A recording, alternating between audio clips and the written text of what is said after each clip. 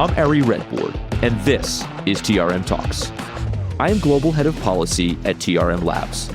At TRM, we provide blockchain intelligence software to support law enforcement investigations and to help financial institutions and cryptocurrency businesses mitigate financial crime risk within the emerging digital asset economy.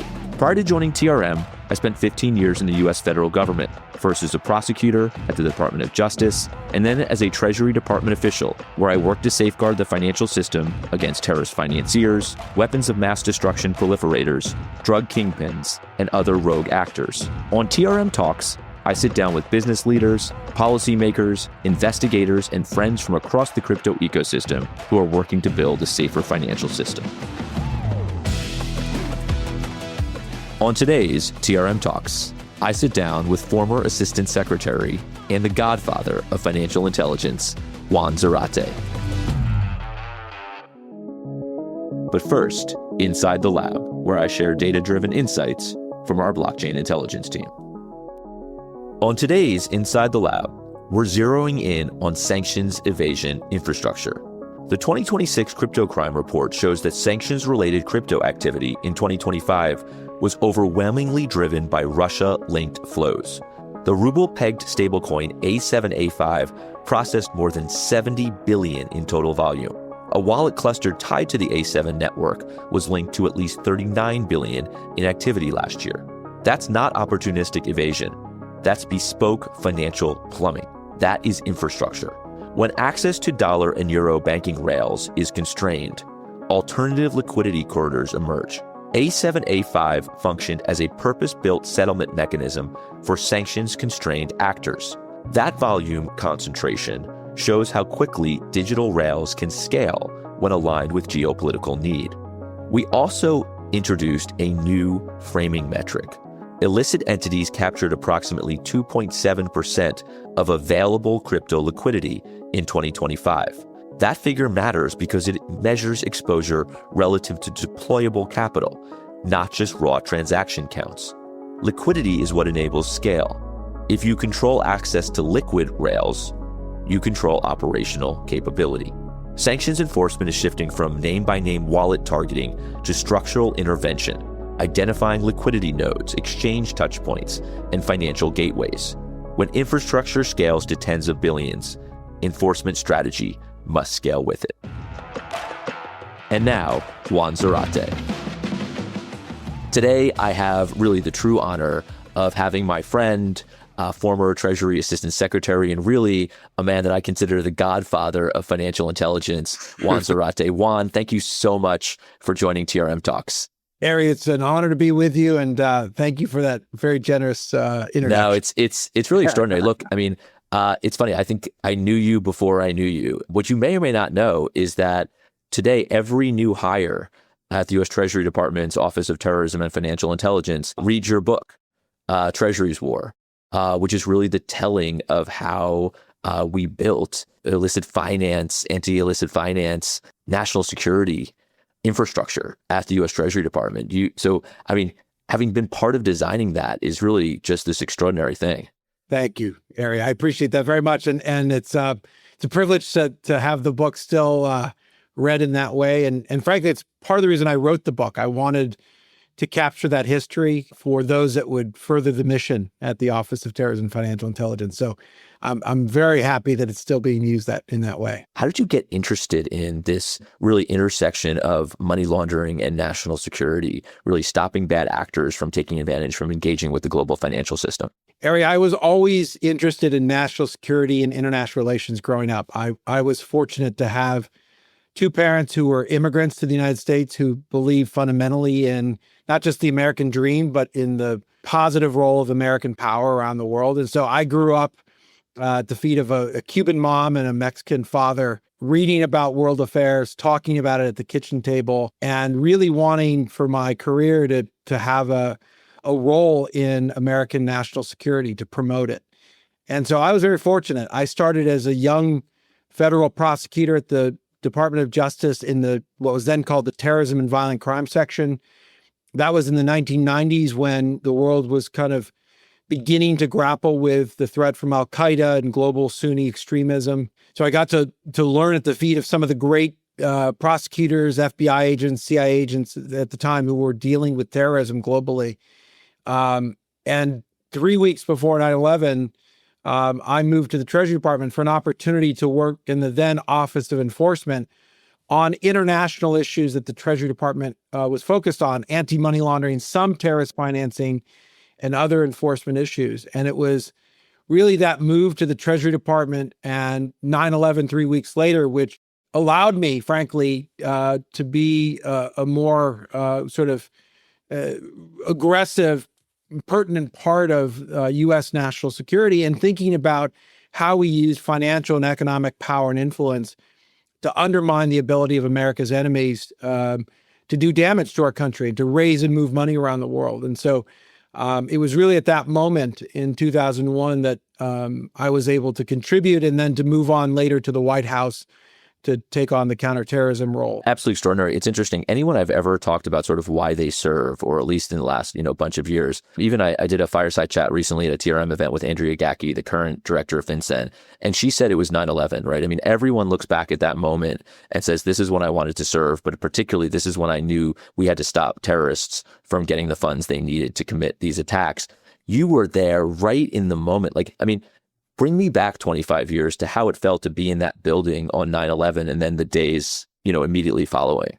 Well, I still remember that day vividly. I was new to the Treasury Department. I'd been in the kind of the counterterrorism fight, and it felt like a very cloistered group within the government trying to deal with terrorism of a variety of sorts from around the world, including Al-Qaeda. Treasury, I knew had a hand in dealing with terrorist financing, but it wasn't quite clear to me. It wasn't clear at all that there was a leadership role or that there was an aggressive campaign to deal with it. It was more episodic. So I was frankly a newbie at Treasury trying to figure out what was going on. And I was on the fourth floor of the main Treasury building there in the 18 acres around the White House. And I was facing south. So I could see the Pentagon. I could see the Washington Monument. And I had a small TV in my office. Still remember watching the images of the first plane having crashed into the World Trade Center. So I was watching in my office. I made a call over to my former colleagues just 3 weeks prior at the Department of Justice to say, hey, are you watching this? Because those of us who've been working on Al-Qaeda cases knew obviously the history of Al-Qaeda targeting the World Trade Center, using planes for a variety of reasons, for plans and plots. And so I was on the phone there. And then later, obviously, the second plane hit. And at that point, everyone understood we were under attack and it wasn't just an accident. And I remember also looking south and seeing the black smoke rising from across the Potomac River. And, a few minutes later, we had the sirens go off within main Treasury, everyone evacuating. There was a little bit of panic, not much, but some panic, some people who were very afraid. I was senior enough that I got whisked away. And we basically spent the rest of the day and the evening there at Secret Service headquarters, monitoring what was happening with respect to the attacks, what was happening with the protectees, what was happening in the over the skies of the United States. And I remember, Ari, that one of the things that I was looking for and we were watching was what was happening over the skies of D.C., because I think we were anticipating further attacks. But the world changed that day. The role of the Treasury Department changed the next day. And I was very fortunate. I was already in the fight in many ways. I felt I was in the fight. But this gave me a new lens and a new purpose to think about how we used Treasury's information, authorities, tools to undermine Al-Qaeda, to undermine terrorist groups, and ultimately to think about how we made it harder, costlier, and riskier for America's enemies to raise and move money around the world. And that's what we did strategically, and that's eventually why we created the Office of Terrorism and Financial Intelligence. This is the story of the book. It's how Treasury built this architecture to fight financial crime, to fight terrorism, to go after bad actors, all over the globe. In the weeks and months that followed, we created a new agency, right, the Department of Homeland Security. But obviously across Treasury, there was this really deep thinking about what this could look like. Would you just take us into that moment and really how you ended up in your role at Treasury all those years ago? Ari, I think there were really kind of three episodes in that period. The first was the intensity of focus of what do we do? What strategies can we bring to bear? What authorities do we have? And that was really the first period post 9/11 where we were applying sanctions very aggressively. The first action post 9/11 was President Bush's signing of Executive Order 13224, which unleashed the Treasury Department to go after terrorist groups, their financial networks, even banks, et cetera, that were directly or indirectly associated with financing terrorism. And that was a period where the Treasury Department had not just OFAC dealing with sanctions, FinCEN administering the Bank Secrecy Act and anti-money laundering, the classic Treasury agencies like IRS and the criminal investigators there. But we also still had the Secret Service, which had been born in the Treasury Department thanks to President Lincoln to deal with counterfeit post-Civil War. We had the Customs Service, which was from the founding of the country, a part of the Treasury Department. So we had an entire federal law enforcement capacity, 40% of federal law enforcement, that was relevant to a lot of things that were happening, including securing the ports and the borders and the rest. We then had the creation of the Department of Homeland Security, which was the attempt of the government to say, let's rationalize protection of ports and borders, et cetera.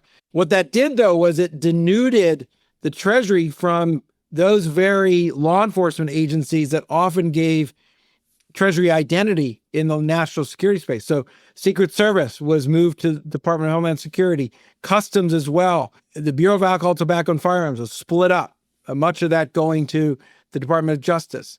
We were left in that middle period, that destructive period, if you will, this fundamental question of what should Treasury be and what is its role in national security?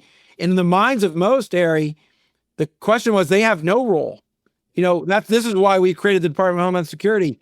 I remember being kind of the last senior official standing there, having to tell very senior White House and Homeland Security officials, you're not taking these people. Like some of these core people and agencies, including OFAC and FinCEN, they're not going. And these are fundamental Treasury roles.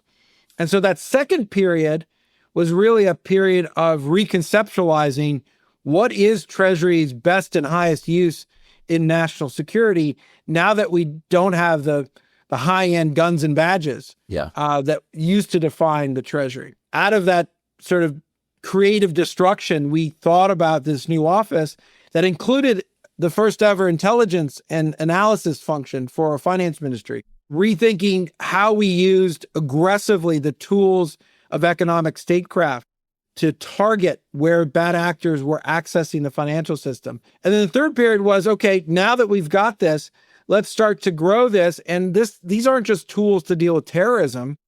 These are tools to rethink how we are affecting access to the financial system, access to capital, and broadly economic statecraft, and how this applies to not just Al-Qaeda, but regimes like North Korea, or even conceptually near-peer competitors like Russia and China, forming an office that would be able to be, in essence, the national security home for the Treasury Department. It's extraordinary, and so much of it is what you and that very early team at TFI, the Office of Terrorism and Financial Intelligence, built. It must be crazy for you to think of that time where people were leaving the building, because I feel like it's now has the go-to tools from a national security perspective. It's been gratifying to watch. And I think the most important thing I think we did was not just building a capacity to deal with terrorism, because I think we collectively did a very good job of preventing terrorist groups from attacking the United States again in the way that they did 9/11. There were a wave of attacks internationally in different cities. You remember Madrid and Moscow and Bali and a whole host of problems. But we used the ability to undermine these terrorist groups, including choking off their funding, to really, I think, make the world a safer place. That said, I think the great value of what we did was to create an office and a capability that was beginning to harness American asymmetric power in the financial and economic domain. In many ways, anticipating this moment, which is a lot of the challenges we have with China or Russia or Iran or collection of actors is often happening first and foremost in the economic domain. And so we have to be able to organize our capabilities in the public and the private sector to address those risks and threats. We've got to do it strategically. We've got to do it in ways that are smart in terms of preserving the relevance and the independence of American capital markets and the American economy and system and its strength, the role of the dollar, all of that.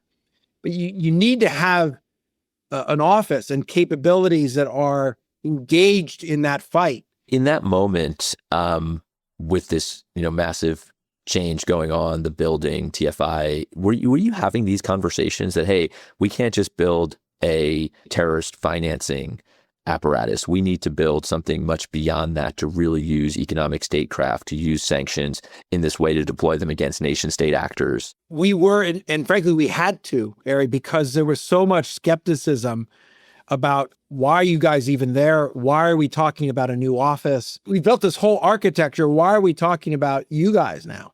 Right? You had the Office of Director of National Intelligence, you had the National Counterterrorism Center, you had Department of Homeland Security. So to me, it was pretty obvious where things were headed because we were trying to apply economic and financial means and pressure and the predominance of America against these non-state actors. But you could see very clearly, and we started to work on these plans with respect to Iran and North Korea. How does this apply then to other actors in the international financial system? Frankly, ones that are even more dependent on global trading and global banking and payment rails. Like, what does this look like to deal with a whole range of behaviors? All the sanctions that came forward with corruption and cyber malicious activity. We had kind of mapped that, and we'd mapped where can that be applicable. And we had to do that in part to explain why do we need an Office of Terrorism and Financial Intelligence. And as part of that area, you would appreciate this, we had debates even back then as to what the name of the office should be, because the political imperative was to put terrorism in the title. The long-term strategic imperative was to call it something else, because we didn't want this just to be about terrorism. It's such a cool point. And there's so many pieces of this that are still playing out, right? Every administration wants to retackle whether Secret Service belongs in Treasury or Homeland. Right now, we keep hearing about one Treasury. We've had a number of different directors of IRSCI, chiefs of IRSCI on this show.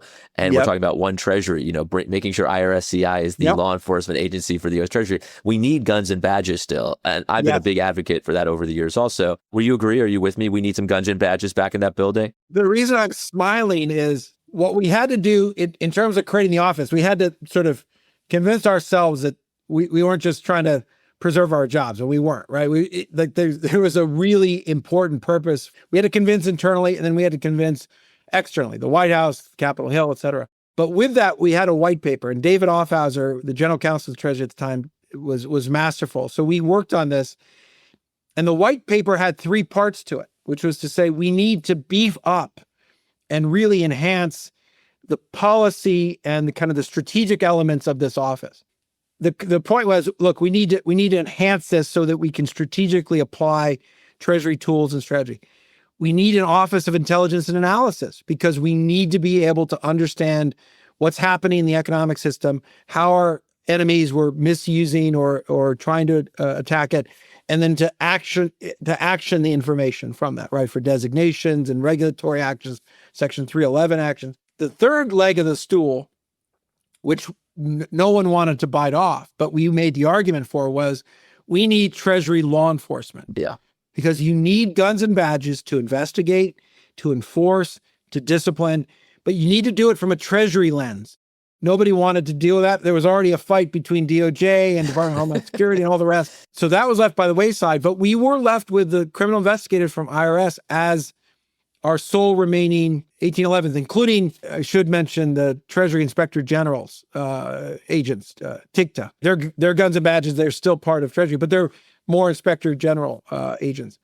In any event, when we had to do the Iraq asset hunt, which I led for the office, and we pulled in the intelligence community and others, we pulled in IRS CID agents to do much of the investigatory work, to go out into Baghdad, to go to Damascus, to go to the Middle East, to hunt for where the assets sat, in part because of their expertise, but in part is the only law enforcement assets that we had any ability to direct. It's an awesome point. And as I mentioned, we've had at least, I was just thinking, 3 chiefs of IRSCI on the show, to include Jared Koopman, who's the current chief. And if he's listening, you can see Juan and I and you are very aligned on One Treasury and really the need to have the best investigators in the world, the best financial crime investigators in the world, as part of what OFAC's doing, as part of what FinCEN is doing, as part of what OIA is doing. And this goes to the work of TRM Labs, which is remarkable in your leadership in this. Even more so as we see the rapid evolution of the financial system, the adoption of crypto, questions as to what stablecoin regulation enforcement should look like, how the Chinese and the Russians are trying to not only circumvent sanctions, but trying to create alternate payment rails, how certain exchanges or stable coins or tokens are being misused. That has to be thought through and enforced in a deliberate way, and it can't just be case by case or agency by agency. So I think there's an even greater reason to have Treasury law enforcement, quad Treasury law enforcement, operating today than even back when we wrote that white paper back in 2002. We're seeing bad actors really weaponize transformative technology, whether you mention stablecoins, blockchain, AI. Talk me through how you think about this from a broader perspective, but also as you see it through a Treasury lens. Fundamentally, from a Treasury and U.S. government policy perspective, and frankly, citizens' perspective, you do not want bad actors getting access to capital or payment rails or financial facilities that they would otherwise not have access to via traditional financial means. And I think that's really been the challenge for the new technologies and those in the industry. And it's why the capability to do analysis, the ability to use technology and even AI moving forward. We've often gotten into a binary debate about the technology's good or it's bad. It needs to be used or not. It needs to be regulated or not. It's always a binary debate. And I think you and I and others are right in the middle, which is to say, look, the technology exists. It's going to proliferate. It's going to continue to innovate in some interesting ways on a global basis. Let's find ways to use this to our advantage to not only strengthen American economic and financial power, just generally the economy, but also to make it harder for the bad guys to access the system. They're going to try to. They already are. The North Koreans are profiting to the tune of billions of dollars. Let's figure out ways to make that harder, costly, and riskier, the way we've done in traditional finance. One of the reasons you and I have so connected really since our time in government is really around this. It's how do we really harness technology to go after bad actors, to stop them from engaging with the financial system, which really kind of speaks to, I'd say, that sort of like that second act in your career, which has very much been like, how do I take my learnings from the public sector and take those to the private sector? Talk me through sort of like the last couple of years, K2, Consilient. Talk to me a little bit about what you're building there, because it really does go right to that, right? How do we leverage technology to keep the financial system safe?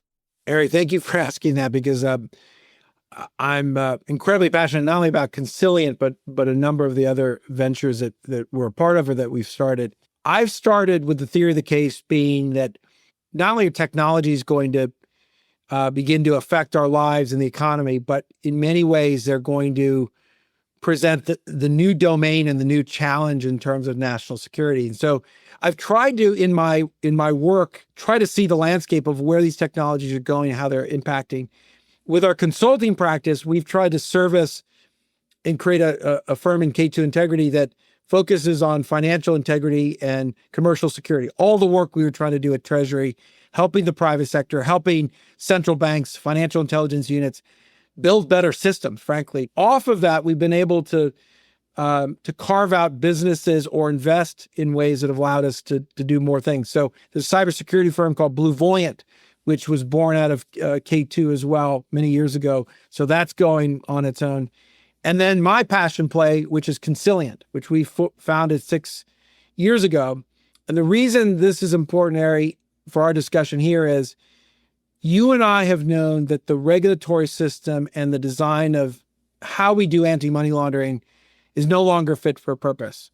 Put aside the challenge of new technologies, which you deal with every day. Just the blocking and tackling of what we ask banks to do.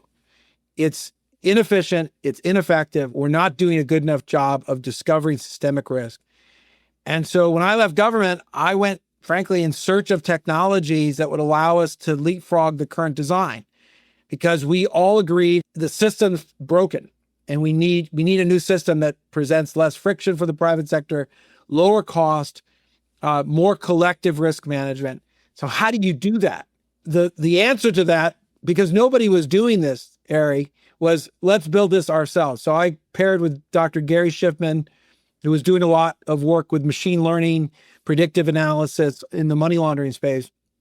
And we said, let's use federated machine learning, which allows you to move models in and through data, to interrogate that data, to look for behavioral patterns, to understand where there is risk in an ecosystem, and importantly, without having to move, extract, or aggregate the data. Because what was also clear when I got out of government was the era of big data was going to be challenged by a whole host of problems: data privacy, security, data sovereignty. And in our world, if we want to collaborate, if we want to discover where risk sits in a financial system or payment chain, you've got to be able to share insights, but it's going to get harder and harder to share that data. And so why not use a technology, a capacity, which now Consilient has built, to exchange models, to move models, to interrogate, to look for behaviors: human trafficking, drug trafficking, fentanyl trafficking, Chinese money laundering, which we now have all models for, to run those through data sets, transactions, customer types, to then understand where risk sits. And you can do that now between institutions, across borders, and importantly, even potentially between public and private. So instead of thinking about classic data sharing, information sharing, we should be thinking about insight sharing and using the movement of models to discover where risky behavior is emerging in the system. I couldn't love that more. I testified, 3 weeks ago, maybe before House Financial Services, on BSA modernization. And that's the answer, right? It's like, how do we leverage transformative technology that we didn't have even 12 months ago, 24 months ago? If Treasury's war was sort of that moment that we realized that we needed to harness the power of the financial system to go after bad actors, to stop terrorist attacks, what is the next chapter of financial intelligence, or even just your story? Is it sort of, how do we leverage the private sector? How do we leverage data, technology? Talk me through that. Like, if you were writing the sequel, what does it look like? So the next version of the book, and I called it Strategic Suasion, is trying to answer that question. How do you align technology, private capital, the private nodes of power, be they banks or exchanges or payment rails, to reinforce American norms, principles, and power without co-opting it? And I think it has to do with aligning interests without co-opting. And I think we're right in the middle of that debate. You have the United States now taking equity stakes and ownership interest in companies, which starts to look like 21st century version of tech industrial policy, right? 10% of Intel is now owned by you and me, Ari, as citizens. How much more do we want market intervention or direction? How do we align influence and power? And I think we're witnessing this as we speak with the AI companies. How do you control this element of power, which is an AI model that's in the hands of the private sector, not controlled or owned or governed by the US government or any government authority? How do you leverage that? How do you control for it? How do you deal with the vulnerabilities from it without co-opting it? Imagine if you had your role today at Treasury building this new infrastructure, but for AI. You're the AI czar, right? How do you think about that interplay that you're describing here? How should we think about it as a society? I need to be incredibly humble here in that I'm not sure I have the answer, but I think there's three core principles at play. One is, we have to recognize, the way we did in the financial domain, that this is a domain not just of economic competition, not just of tech innovation, but of geopolitical power and even conflict. And there's a race between China and the US in particular to master this, to have the best and strongest models, to establish the norms, et cetera. So, but we just have to recognize, look, this has private sector dimensions, but they're very clear tactical and strategic national security dimensions. So that's one thing. That then means public and private has to think differently about how we coordinate. The way we have on cyber, we've thought differently about cyber because cyber infrastructure, 85% of it or more sits in the hands of the private sector. So how do we protect our core systems? How do we do that proactively? How do we do this at the speed of malware? That all is still in formation in many ways, but that's been a very productive conversation between public and private. We have to begin to use those models. So that's the second part. The third is, and I take this from some of the work we've done on national economic security, I think you have to create a taxonomy or a hierarchy of the things that matter most to us. In the economic context, it's what sources and supplies are most important to our national defense and our economy, right? The rare earth mineral problem, the supply chain resilience issue, the question of ally shoring, all of that. But we don't have to worry about underwear being manufactured in China, but we do have to worry about all of our pharmaceuticals being manufactured in China. So let's create that taxonomy, and let's do that in the AI and the tech context as well. What are the features of AI development, of modeling, and combinations with quantum, which is coming? Like, what are the dimensions of that are most important to our national security and economy? And let's focus on that.